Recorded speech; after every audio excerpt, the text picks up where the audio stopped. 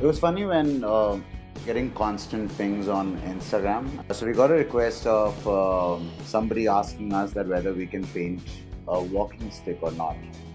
Barkha basically was going ahead and replying to it. So she was like, "We don't paint walking sticks. I'm sorry." Um, but out of curiosity, we wanted to find out what kind of design does he want.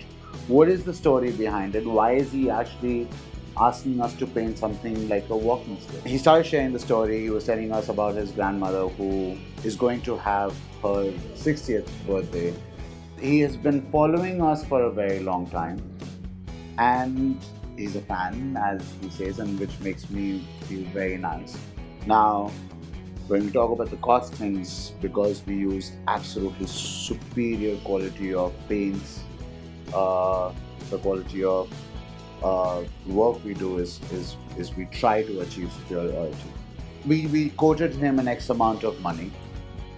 Now he comes back to us in a day and says, "I'm sorry, sir, that we cannot afford."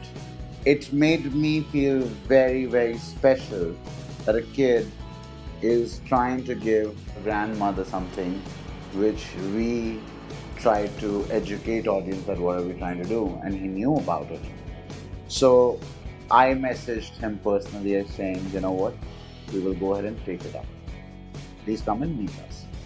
He came the very next day, sat with us.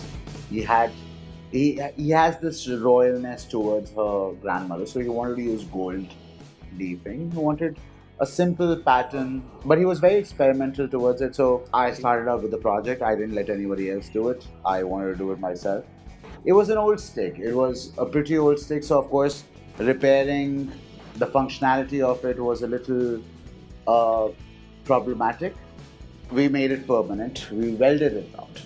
We sanded the unfinished work. We sanded it again, prepared the surface, started painting with primer, then did the primary coat, which was white. There's a signature work that I do with a flower pattern. It's not done by hand. It's just a trick to it. So I did that shade. And then I started doing the gold leafing. I wanted to have the outline of the flowers a little bit and then wanted to have a very strokey finish to it. So I did that. We finished it off. It looked very beautiful, and I actually wanted to keep it myself. I'm kidding, I'm sorry. And when we handed it over to the kid, I could see the happiness in him, and I was satisfied with that. And she loves it. I could see that because she got it from her grandson, it held more value. We didn't want to steal the limelight of this. We wanted him to have the limelight because the entire effort of bringing us together was him at the end of the day. I think I would love to get into it. It's a very charming uh, accessory that you can carry, and if we can uh, match it to your personality, we would love to carry forward this work also.